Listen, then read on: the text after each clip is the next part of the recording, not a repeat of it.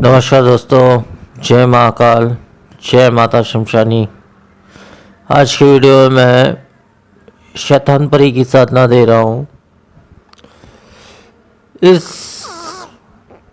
वैसे तो बहुत से परी होते हैं, परंतु इस परी में खासियत ये है कि ये जो है बुरे कार्य ही अधिकांश करती है हमारे लिए। सिद्ध होने के पश्चात में जैसे शत्रु नाश हो गया, शत्रु का विनाश करना हो गया, शत्रु को मनचाहा दंड देना हो गया, मतलब अपाहिज कर देना या एक्सीडेंट कर देना, किसी भी प्रकार का ये सारे कार्य ये करती है। इसके अलावा सट्टा, लॉटरी इत्यादि का नंबर हमको बताना, सामग्री ट्रांसफ़र यानी पैसे या कोई भी वस्तु को एक स्थान से दूसरे स्थान पहुंचाने का कार्य करती है या लाने का कार्य भी करती है। तो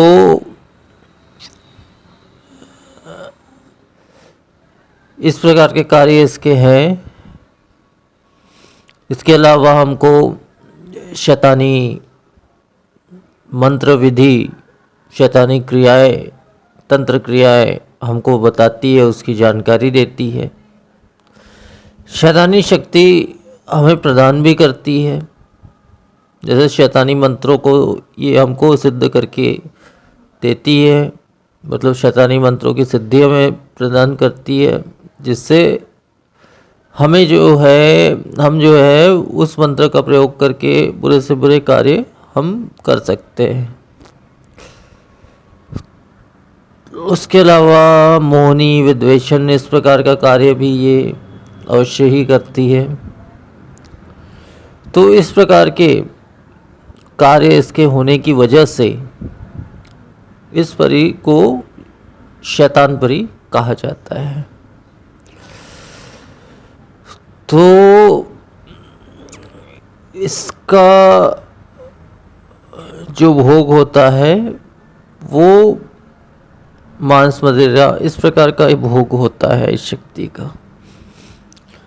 और इसका पूरा विधान मैं आपको बता देता हूँ, साधना विधान बता देता हूँ, किस प्रकार से इस शक्ति को प्राप्त किया जा सकता है। वैसे ट्रांसफर इत्यादि से भी आप इस शक्ति को ले सकते हैं, परंतु इसका जो मुख्य साधना विधान है वो मैं आपको बता देता हूँ। इसमें देखिए ऐसा है कि आप अमावस के दिन इस साधना को करें तो ज़्यादा अच्छा रहेगा। अगर अमावस के दिन नहीं कर सकते हैं किसी दिन किसी वजह से,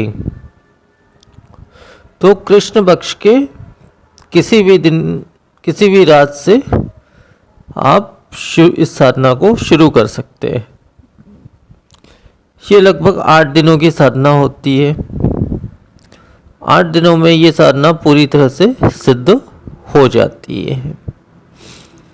इसमें करना ये है, इसमें दिशा आपकी उत्तर रहेगी। एक लकड़ी की चौकी ले लें, उस पर काले रंग का वस्त्र बिछा लें और आपके स्वयं के बैठने का आसन भी काला ही रहेगा।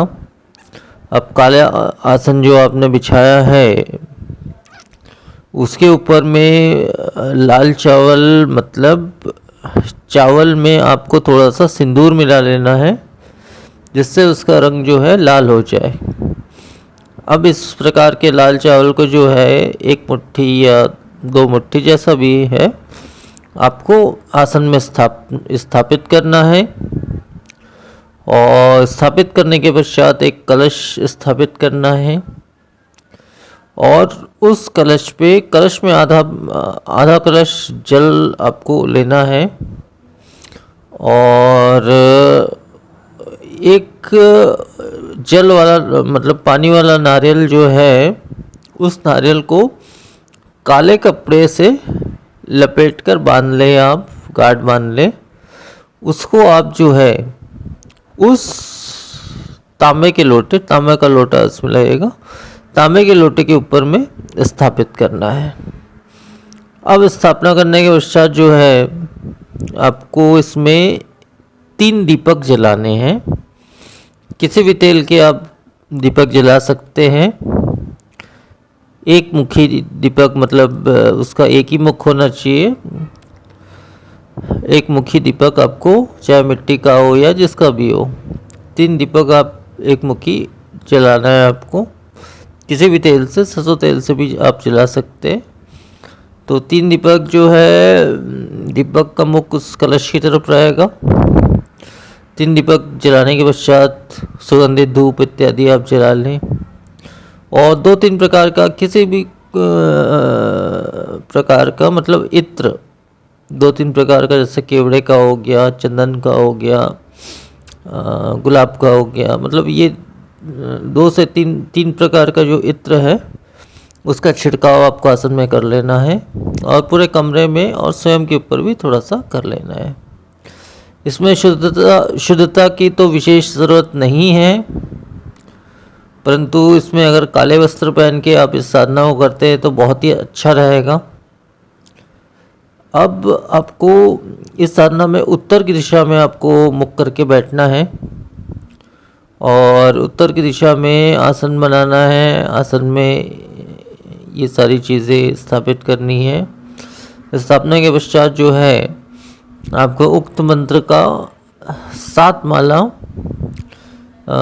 स्फटिक माला से, नहीं, काले हकीक की माला से, काले हकीक की माला से आपको 7 माला इस मंत्र का पाठ करना है। जो मंत्र मैं अभी बताने वाला हूँ उस मंत्र का। तो इस प्रकार लगभग ये 8 दिनों की साधना होती है। 8 दिनों के अंतर्गत ये अवश्य सिद्ध हो ही जाती है। सही तरीके से अगर किया जाए तो अवश्य सिद्ध होती है।